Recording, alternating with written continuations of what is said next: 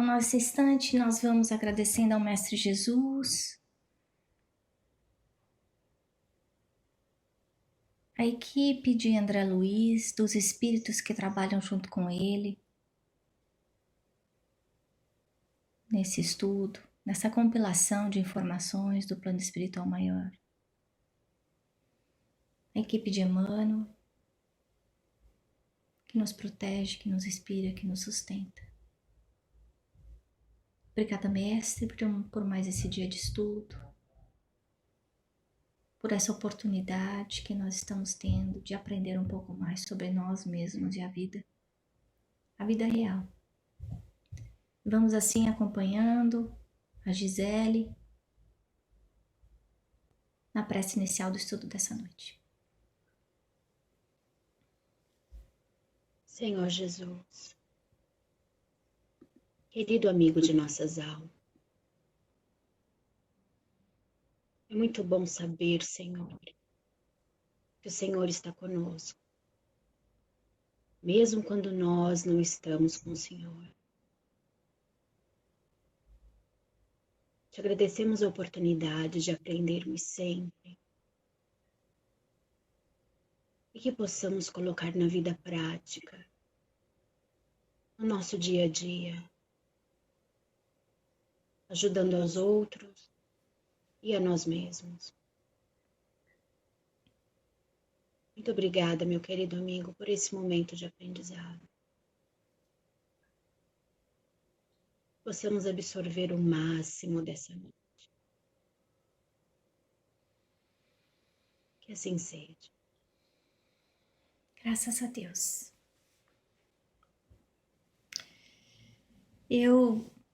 Para quem não conseguiu participar da palestra de Um pouco de Fermento, Levé da Massa Toda, que o Cássius fez ontem, eu sugiro entrar na nossa página, no nosso canal do YouTube e escutar. Eu acho que esse tema é o tema dessa semana para nós de estudo e análise. Até 2 capítulos atrás, a gente tinha visto uma família atormentada com dores, com problemas imensos. Então, dores morais muito fortes e muito reais. E de repente, em uma semana, existe uma transformação. Os problemas continuam os mesmos, as pessoas continuam os mesmos, o passado é o mesmo. Mas cada um desses elementos vive, respira num ambiente completamente diferente.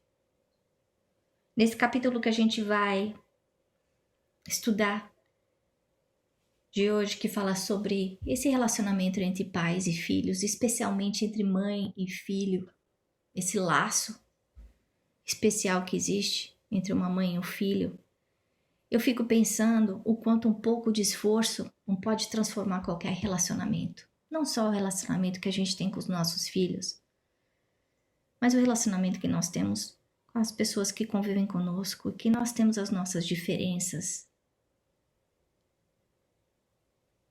Um pouco de boa vontade, de sair do nosso egoísmo, do nosso orgulho e muitas vezes estender a mão, né? A gente entra nessa casa que passava por aquela dor, parecia um cemitério, porque não existia amor, as pessoas estavam endurecidas. E de repente a gente vê que alguns atos pequenininhos começam a transformar as pessoas e o ambiente. Então, eu achei lindo no capítulo anterior, quando a gente vê a Odila conversando com a filha e falando: minha filha, às vezes você colocar uma mesa, você dobrar uma roupa com carinho. Então a gente sair do nosso arroz, feijão e fazer um pouquinho mais pelo outro. Isso pode significar tanto. Porque às vezes aquela pessoa pode estar tão triste, estar se sentindo tão vazia, tão seca, que ela precisa receber um pouquinho desse amor. E o que pra gente pode não significar nada. De repente o que é estender uma cama, o que é dobrar uma roupa, fazer uma comidinha, dar um sorriso, um elogio. Muitas vezes esses atos pequenininhos podem funcionar como uma alavanca muito grande, como esse fermento para transformar o relacionamento. A gente tem que lembrar que a nossa vida é sempre espelho da nossa mente. Então, se a nossa vida está parecendo atordoada, desequilibrada, é porque nós precisamos encontrar o nosso equilíbrio aqui. São os nossos olhos que precisam ser ajustados para que nós consigamos enxergar a realidade como ela precisa ser enxergada. Enquanto nós não temos o controle das situações, porque esses problemas de tamanho significativo continuam existindo para eles, a gente não consegue alterar nossa realidade. Então, seja os problemas que a gente passa, as pessoas com que a gente ama e que já passaram para o outro lado, ou a perda de um emprego, ou uma doença, ou a separação de pessoas que a gente ama, a gente não consegue muitas vezes alterar, pelo menos de imediato, aquela situação. Mas nós conseguimos enxergar cada um desses desafios de uma forma diferente. E é essa a lição desse capítulo para nós. Nós conseguimos, de alguma forma, tirar esse peso, esse amargor, seja de raiva, de rancor, de ciúme, de egoísmo, enfim, o sentimento negativo que nos prende, que nos amarra ao sofrimento. Quando a gente tem vontade de fazer dar certo, as coisas funcionam, as coisas fluem. Pensamento é vida. A gente já viu isso, o tanto que o nosso pensamento consegue moldar, a gente já aprendeu isso, o nosso corpo espiritual, que é um corpo eletromagnético. Gente, tudo é energia. Então, se eu quiser que a minha vida, o meu relacionamento, a minha saúde se transforme, eu preciso querer isso de verdade. Não de mentirinha, não é só querer de segunda, quarta e sexta e terça e quinta, não. É de verdade.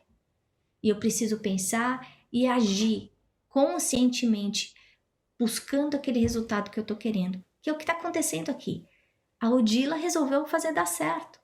Ela resolveu fazer dar certo e engolir o seu ciúme, a sua insegurança, a sua saudade, enfim, a sua semi-rejeição, o seu rancor, passar por cima disso. E a gente vai ver que ela perde peso espiritual, que é uma coisa inacreditável. Esse despertamento consciencial dela desamarra os nós que estavam prendendo ela ao sofrimento. Agora, acontece uma coisa interessante no comecinho desse capítulo, que a gente vê a importância muitas vezes de um elogio.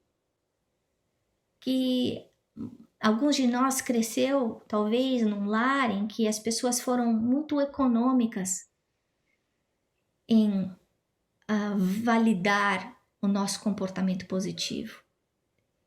E a gente tem que lembrar de fazer isso. Isso não significa que é para massagear o nosso ego, a nossa validade, não. Isso é para estimular o bom hábito.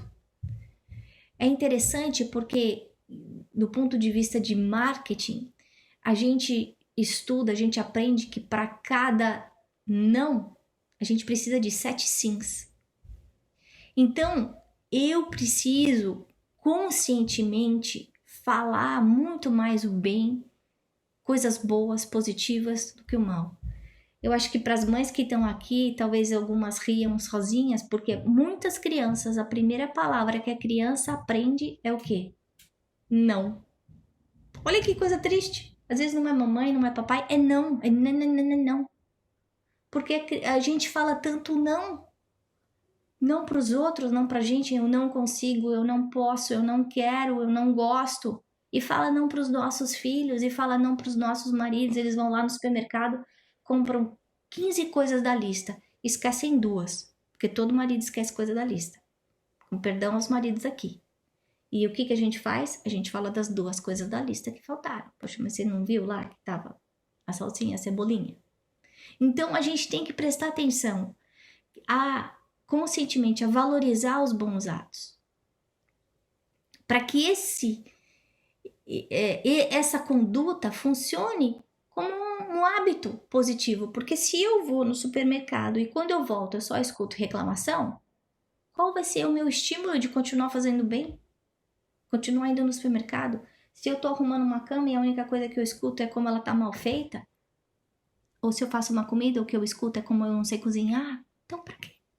Então a gente lembrar da necessidade da gente estimular de uma forma positiva. Para quem treina cachorro sabe disso, que é muito mais positivo a gente treinar com a cenoura do que a gente treinar com a varinha, né? Então a gente tem essa opção de treinar qualquer adulto, qualquer criança, qualquer animal de uma forma positiva e negativa. E a gente está vendo a importância aí do estímulo positivo. O momento em que ela renuncia do seu próprio apego, e a gente vê aí esse apego não sendo apego à casa, apego ao carro, é apego ao marido, é apego ao filho. Quando a gente sabe que esses relacionamentos consanguíneos, eles são todos transitórios, eles podem durar o quê? 70, 80, 100 anos. E aí acabam. Na verdade, o que acontece é esse molde que continua se adaptando através das multi-encarnações e que vai fazendo a gente viver papéis diferentes numa constelação familiar que na verdade é espiritual, não consanguínea. E essa renúncia, quando ela entende que não é o meu marido, não é o meu filho, é a minha família universal, é essa mulher que entrou e que eu preciso ajudar. Porque eu sou credora dela de vidas passadas. Então ela está olhando para a família universal, para a família espiritual. A Odila e a Zulmira são parentes do ponto de vista espiritual. Toda vez que a gente tem uma ligação com alguém bom ou ruim, a gente cria um elo de energia. O momento em que ela renuncia a esse ódio, a esse rancor, ela perde esse peso espiritual. E eu achei tão interessante essa comparação que faz esse peso espiritual, essas coisas ruins, como se fosse esse visco que não deixa um passarinho voar. A imagem que me veio foi quando a gente vê derrame de óleo no mar, em que aquela coisa densa, negra, fica presa nas asinhas dos bichinhos e eles não conseguem voar e acabam morrendo. A gente não morre, mas a gente não consegue viver também, que é um tipo de morte. Será que o não viver, a gente ficar sempre atolado no mesmo lugar, não é pior do que uma morte física mesmo, né?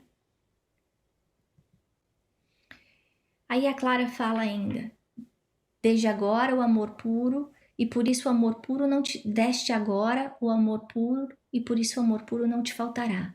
Jesus falou pra gente, é dando que se recebe. Então, não basta a gente rezar, a gente está vendo a importância do merecimento.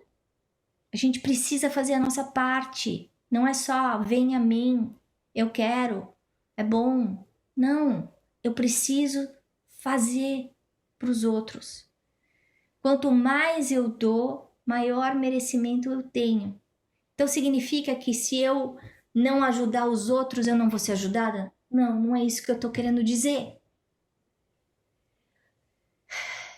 Mas o que eu estou querendo dizer é que quando a gente planta uma semente de maçã, essa árvore que vai nascer, a macieira, a gente não vai conseguir mais contar as sementes que vão ter dentro dessa árvore, porque ela vai estar frutificando todos os anos. Então esse é o bem multiplicado que vai voltar para mim. Esse é o merecimento potencializado que vai me ajudar na minha escalada evolutiva. Porque se hoje eu consigo ajudar, se hoje eu estou numa posição privilegiada em que eu posso dar. Eu posso dar amor, eu posso dar um sorriso, eu posso dar um prato de comida. Amanhã eu não sei. Porque qual é a lição que eu vou ter que aprender amanhã? E ela continua. De hora em diante serás aqui bem-aventurada mensageira. Então ela virou parte do grupo que vai auxiliar essa família. Teu coração permanecerá em serviço dos anjos guardiões. E olha só que coisa legal. Porque a gente não viu aí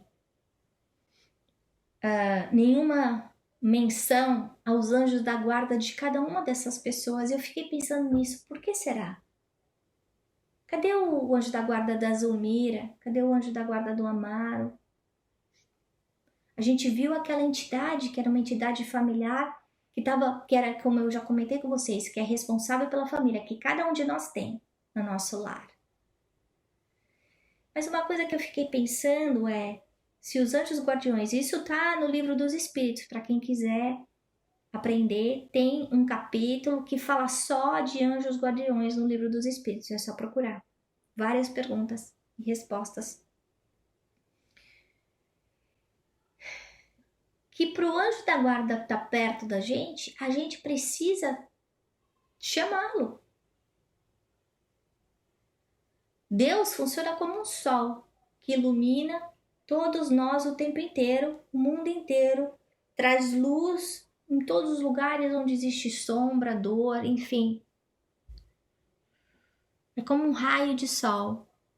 Mas a gente, com o nosso anjo da guarda, quando nós não estamos seguindo o comportamento adequado, a gente se separa dele. Ele não consegue chegar perto. E a maior missão do nosso anjo da guarda é o nosso sucesso? Sim, mas eles têm outros afazeres, inclusive o seu crescimento evolutivo. Então a gente tem que lembrar disso, que agora que eles estão mudando o seu padrão vibratório, a sua conduta, eles vão conseguir também ter a ajuda dos seus próprios anjos da guarda, que não é que eles não tivessem disponíveis. Não, eu que estava com o telefone fora do gancho. Por mais que ele tentasse me ligar, só dava ocupado. Quanto mais bem a gente faz, mais bem a gente está pronto para receber também. Essa lição é bem importante. Mas esse bem não significa que é o bem que eu acho que é o bem para mim. Não. Porque a minha visão da realidade, do mundo, é a mesma de olhar pelo um buraco da fechadura e achar que eu estou enxergando a rua inteira. Não é. Eu tenho uma visão extremamente limitada que não representa a realidade do que eu preciso passar. Então, na hora da prece, na hora do pedido de ajuda, eu lembrar disso, que muitas vezes a resposta que vai vir para mim não é a resposta que eu tinha escrito no meu caderninho, eu quero que aconteça isso. Não. É a resposta que vai me ajudar a crescer e aprender para que eu melhore. A outra coisa que me veio na cabeça é que Jesus falou das muitas moradas na casa do meu pai.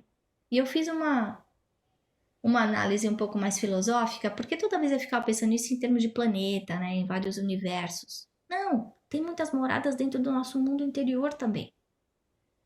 Que a gente muitas vezes pinga que nem uma bouncy ball durante o dia. De manhã eu tô bem, de tarde eu não tô bem, de noite eu já tô melhor, e aí depois eu mudo de novo. Tem os mundos físicos, os planetas, como eu acabei de falar, mas também tem os mundos vibracionais. Porque a gente vê que agora que a Odila perdeu peso mental, espiritual, né? Porque ela melhorou o padrão vibratório dela, ela jogou fora aquele lixo que ela estava carregando no seu perispírito, no seu corpo mental.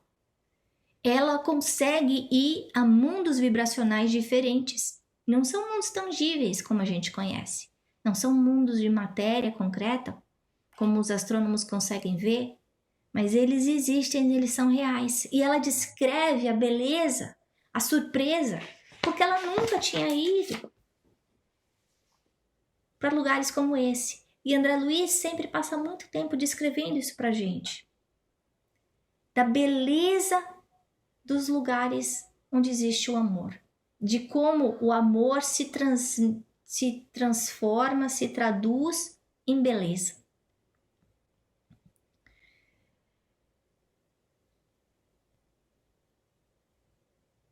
E a Odila fala essa outra coisa, de que a felicidade restaurada, a bênção do reencontro.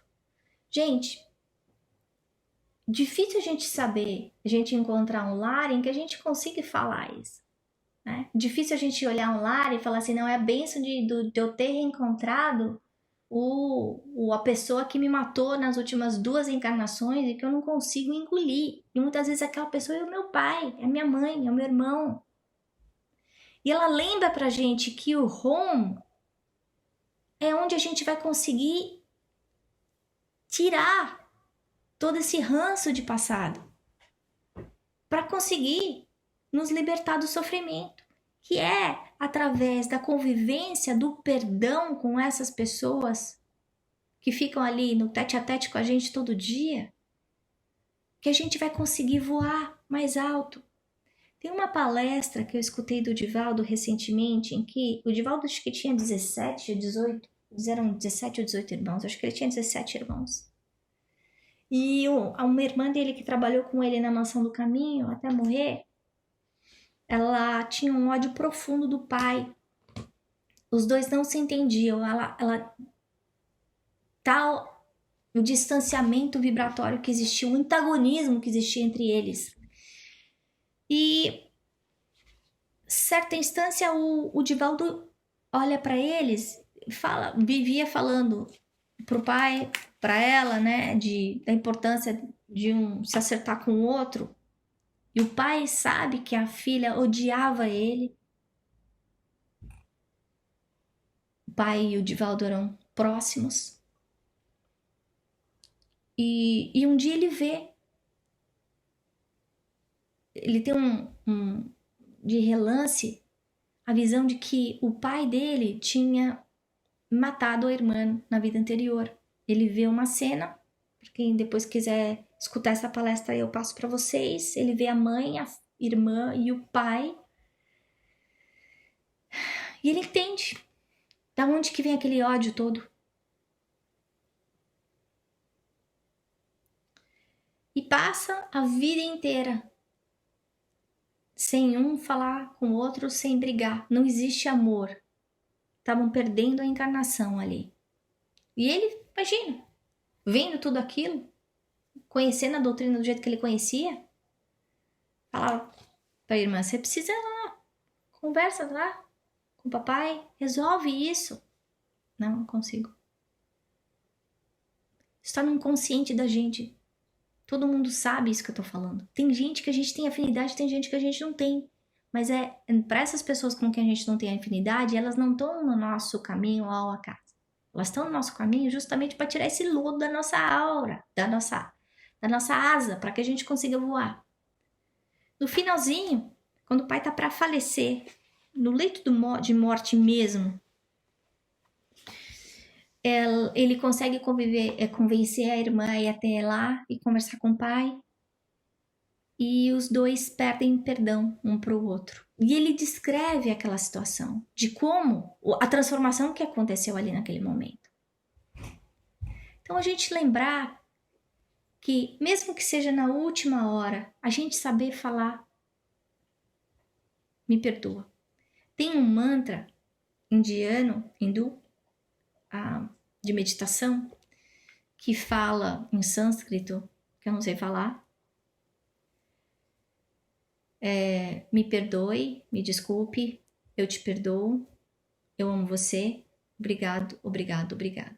E durante a meditação a gente faz isso o tempo inteiro. Me perdoa, me perdoe, eu te desculpo, eu amo você, obrigado, obrigado, obrigado, em sânscrito. E isso faz com que a gente realmente jogue fora esse lodo. Então, uma dica que eu aprendi é que quando a gente for encontrar com alguma pessoa que não desce, seja um chefe, um parente, um amigo distante, enfim, amigo, entre aspas, mas que a gente tem que de alguma forma encontrar às vezes. Antes a gente mentalizar essa pessoa e dizer: me perdoe, eu te perdoo, eu amo você, obrigado, obrigado, obrigado. E lembrar da bênção do reencontro, que é só através dessa bênção da gente voltar para a estaca zero, da gente apertar o botão home, que a gente vai conseguir zerar a nossa conta. Então, para a gente encerrar nosso estudo de hoje, primeiro é o papel da paternidade. Nós, quem é mãe, entender o poder das palavras, a gente já sabe a energia criadora que as palavras têm, mas o impacto que nós mães podemos ter no papel na vida dos nossos filhos, independente se eles têm 5 ou 50 anos. A outra coisa é lembrar desse exemplo que foi dado aqui, que a nossa vida, nosso destino é como o rio. Por mais diferenciado se encontre, a distância da nascente que lhe dá origem está sempre ligado a ela pela corrente da ação contínua. Importante a gente lembrar disso. Nós estamos ligados à nossa nascente. Sempre. E a gente escolhe qual é o caminho que a gente vai dar para esse rio. O rio da nossa vida. E a terceira coisa que eu queria lembrar a todos nós é: a vida é bênção. Apesar da gente viver uma felicidade relativa, a gente tem que lembrar que a nossa estadia aqui é a porta para a nossa libertação do sofrimento. É através da reencarnação, através do corpo, que a gente consegue filtrar todos os males que a gente já fez no passado e que ficaram impregnados dentro do nosso corpo espiritual. Então vamos lembrar disso na hora que a gente estiver sofrendo. Em vez da gente reclamar, brigar, ficar revoltado, gritar com Deus e com o mundo, a gente pensar nisso que nem pagar uma conta de cartão de crédito. É melhor pagar do que ter que pagar os 25% de juros todo mês. Porque se a gente deixar para outra vida, esses juros vão vir juntos. Então, vamos lembrar que a vida é bênção, mesmo quando a gente está passando por tribulações, por sofrimentos. Esses sofrimentos são passageiros, assim como a felicidade também é passageira. Não existe felicidade real, total aqui na Terra. Ela é sempre relativa. E essa felicidade a gente consegue enxergar com os olhos que a gente tiver, com o foco que a gente estiver colocando, né? Como a gente viu nesse capítulo. Bom, era isso que eu tinha para falar com vocês. E eu vou tirar todo mundo agora do mute. Quem quer comentar? Eu quero, Ana, duas coisas. Uma a respeito do papel materno.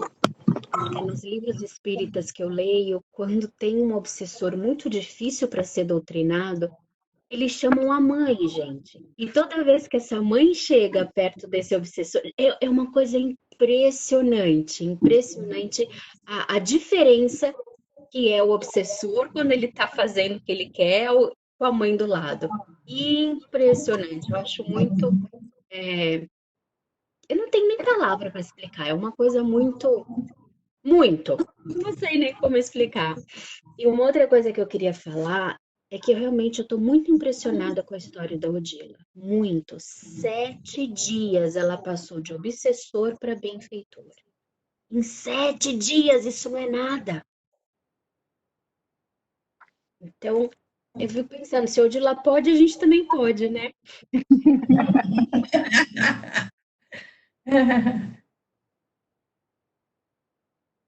Ana, você tá no mudo. A Odila não era uma pessoa ruim, né? é que ela era focada nesses ciúmes que fazia com que ela tivesse essa amargura, né? Ela estava muito preocupada com o marido, o desencarne do filho. Então, ela foi adquirindo esse peso, né? Esse peso no sentimento dela é que fazia com que ela ficasse assim focada. Mas quando ela recebeu esse estímulo, esse incentivo da mãe, né? Então a mãe mexeu com ela. Aquilo de bom que ela tinha foi estimulado. E ela ocasionou em uma semana, ela fez essa transformação, né? Então, como a vibração de uma mãe, quando ela sabe usar as suas palavras, né? Então, ela influencia uma pessoa, né? Porque ela não era ruim. Ela precisava de alguma coisa que mexesse com ela, né? E vai mexer, na história prossegue que vai continuar mexendo, né? Ela vai encontrando coisas boas dentro dela. Então, a gente precisa de um empurrãozinho, de alguém que saiba influenciar mesmo, né? Com aquele amor sublime, né? Uma capacidade, uma vibração que a pessoa tenha e que consiga fazer esse papel, né? E acho que a mãe está categorizada para isso, né? Precisa escolher a pessoa certa. Daí... Uma coisa, dona Odete, é que você vê que a Clara, ela tinha esse amor materno no aspecto do símbolo incondicional, né? Incondicional, né? É a pureza do amor, que do amor, é essa coisa diferente que a gente sente por filho. Agora, isso é importante a gente ver, não existe laço sanguíneo entre as duas. Então, por exemplo, se eu tiver um filho adotado, significa que o meu amor materno vale menos? Não, que esse é o ponto.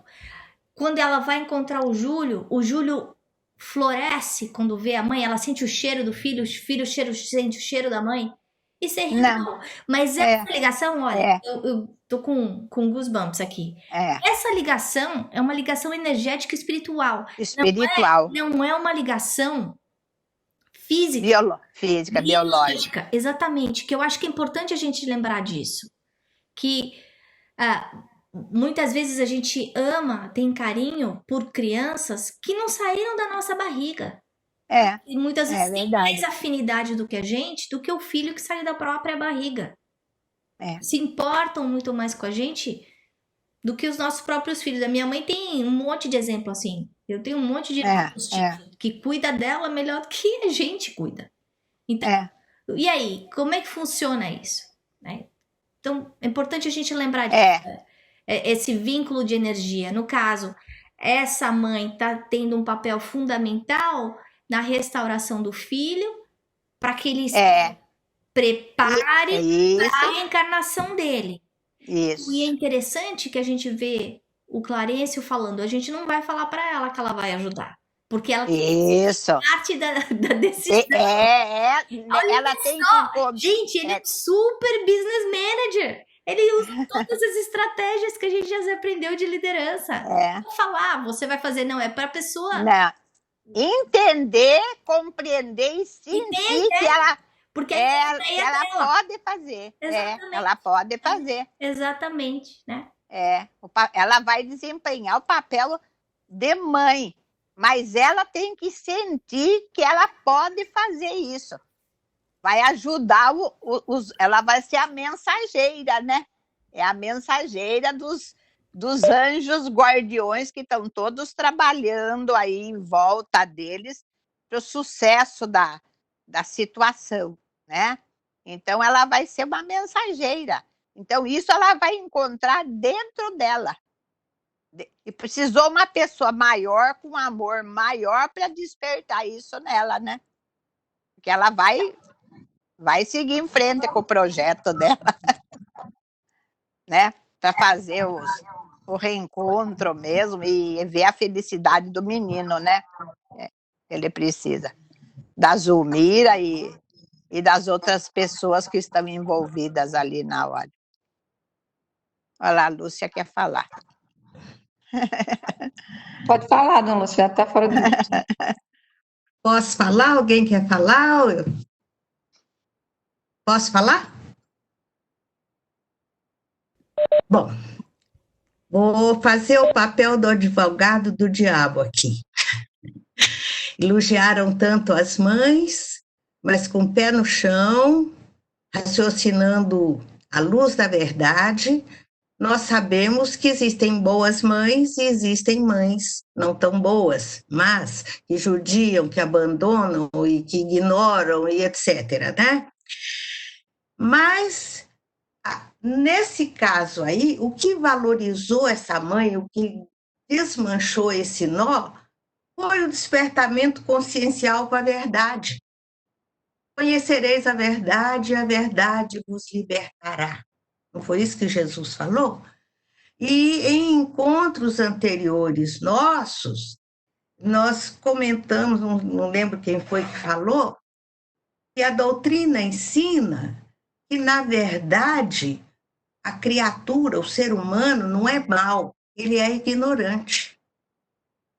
Por não conhecer o bem, ele faz o mal. Também já comentamos em encontros anteriores, né? Então, o que nós estamos focando aqui na figura da mãe, em relação ao despertamento consciencial, nós sabemos que pode acontecer de outras formas, com uma boa leitura, com um amigo, com um estudo como esse que nós estamos fazendo. Às vezes a minha mãe já morreu, ela não teve chance de me ensinar essas coisas, e eu estou estudando André Luiz com tanta seriedade, com tanto amor, que eu transformo a minha energia.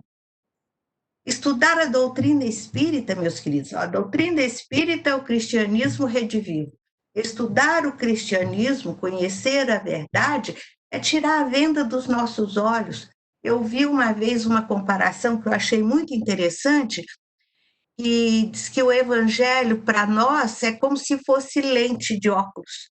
Então, eu sou míope, eu não enxergo direito, eu uso os lentes, corrige a minha deficiência e eu passo a ver de uma forma adequada, correta, né, a realidade existencial. Então, eu quis falar isso para fortalecer a nossa vontade, a nossa seriedade no estudo da doutrina, porque é o conhecimento da doutrina, são os ensinamentos de Jesus. O que Jesus ensina? Acerca da lei divina.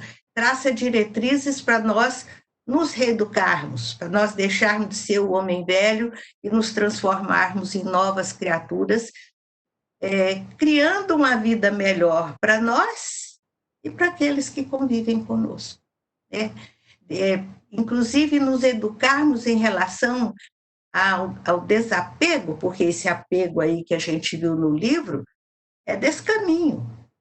Então, quando a gente estuda a doutrina espírita, que a gente aprende que a gente é filho de Deus, que a humanidade é a nossa família, nós passamos a fazer aquele esforço para amar a todas as pessoas de uma forma igual. Não é fácil, nem sempre a gente consegue, mas você já amplia o seu espaço de fraternidade, né? Então, era isso que eu queria falar para vocês. Quando mexe com o meu coração, eu gosto de compartilhar.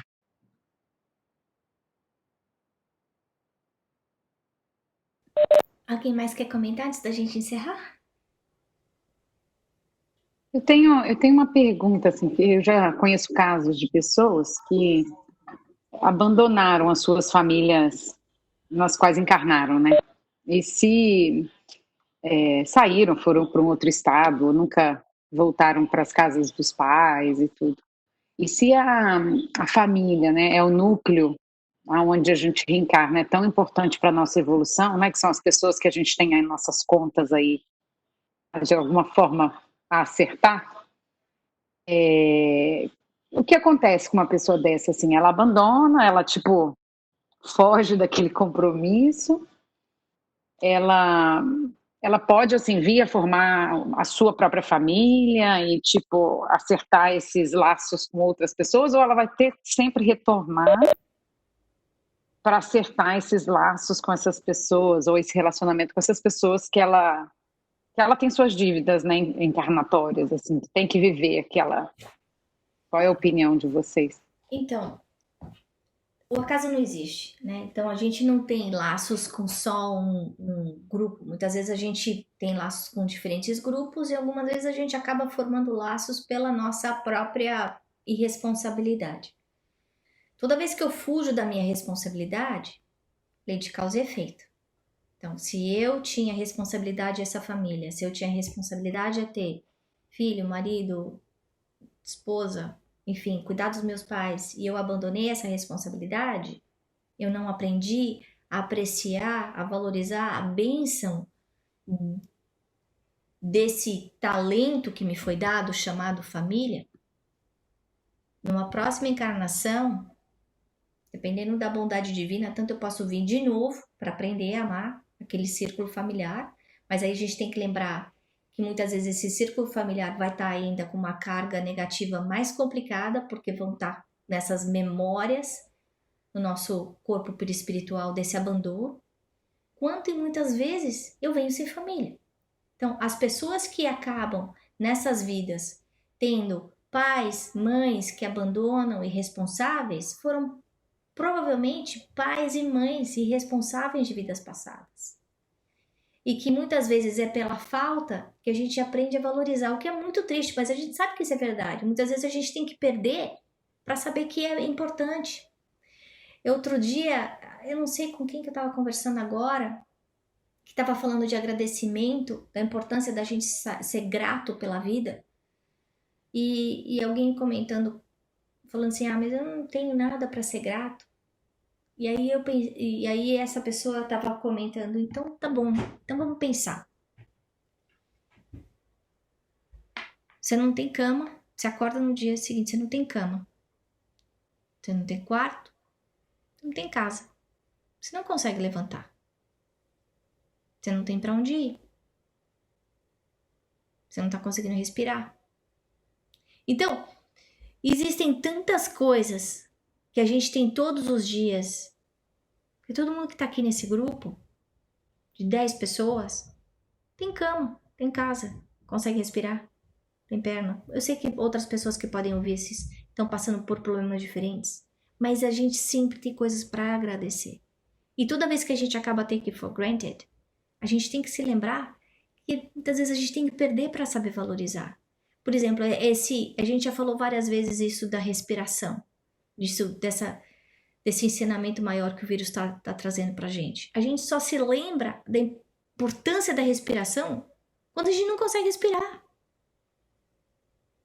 E quantas vezes a gente respira por dia, bem ou mal, né? Sem prestar atenção. Tanto é que a gente aprende a meditar, a primeira coisa que você aprende, primeira aula de meditação é como é que respira. Tá brincando, né? Como é que respira? Porque você tá respirando errado. Então, voltando à sua pergunta, Letícia, a responsabilidade vai voltar, se não nessa vida, em outras vidas. Lembra que a culpa fica sempre junto do culpado. Então, essa pessoa, dentro da sua consciência, sabe da responsabilidade que tinha, e essa culpa vai funcionar como aquele inferno interior e que vai ficar preso dela. Talvez nessa vida, a vida inteira, mas com certeza depois que ela for para o outro lado.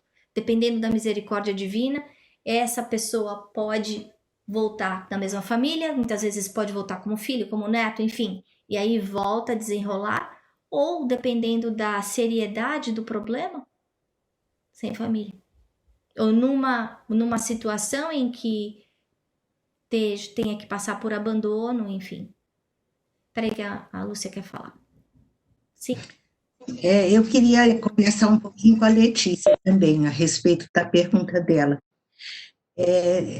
No encontro anterior, nós já comentamos com vocês que a doutrina espírita compara a dinâmica da nossa vida com uma escola.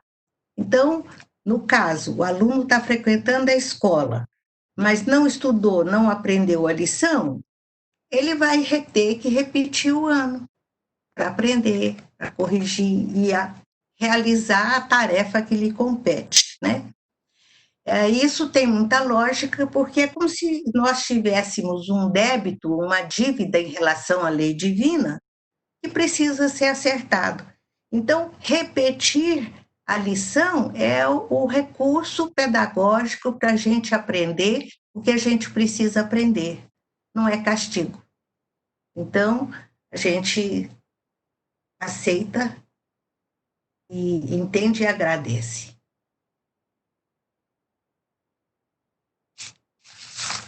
Bom, pessoal, agora tá na hora. Obrigada.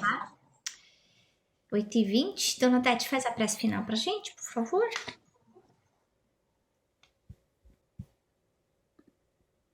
Abrindo os nossos corações, externando os nossos melhores sentimentos de amor, de paz, de cooperação, de alegria, coragem e esperança.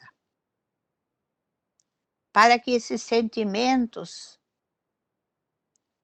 por poucos que sejam, por menores que sejam, eles possam se avolumar com os sentimentos melhores de outras pessoas, de outros espíritos amorosos, e nós formarmos aquela corrente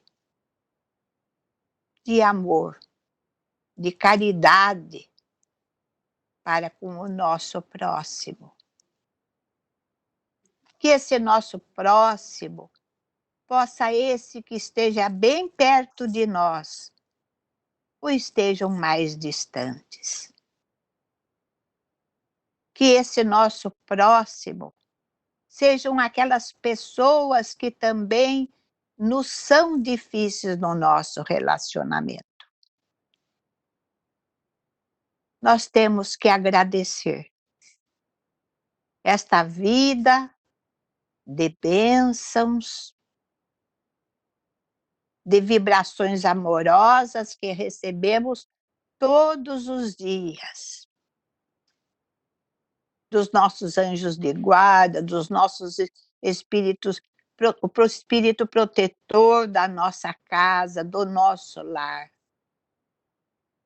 Que essas vibrações de amor, de alegria, de coragem, possam se espalhar ao nosso redor, para outros companheiros, de outros lares que estão próximos de nós, dos nossos vizinhos, do nosso bairro, e que nós pudéssemos pedirmos a Jesus que outros espíritos colaborem conosco, para que estas nossas vibrações, esses nossos melhores sentimentos, né, possam se espalhar pelo nosso planeta, por cada um dos países, para que chegue aos nossos governantes, aquelas pessoas que possam ser intuídas para que criem leis mais justas para o nosso povo, para a nossa humanidade. Vamos fazendo com que esta luz penetre em cada lar do nosso vizinho e daquele parente, daqueles companheiros que estão mais distantes. Vamos pedir que a bondade e a misericórdia de Deus possa nos envolver, possa tomar conta de cada um de nós. E que esses conhecimentos que nós estamos adquirindo, relembrando a cada hora, possam nos tornar melhores. A cada dia, um pouquinho a cada minuto. Que Jesus espalhe sobre toda a humanidade a sua misericórdia. Esse amor imenso que só nos fará bem, nos fará melhores. Agradecemos toda essa oportunidade aos mensageiros que estiveram ao nosso lado, nos auxiliando com as suas melhores vibrações. E que o Senhor, que o Deus, nosso Pai, nos abençoe a todos, trazendo aos nossos lares muita paz, a serenidade que precisamos em todos os momentos da nossa vida. Que Ele possa tranquilizar o nosso coração, para que nós tenhamos mais coragem e vencermos e superarmos as nossas dificuldades. Que Jesus abençoe a todos nós, nestes momentos e por todo sempre. Graças a Deus e a Jesus. Que assim seja.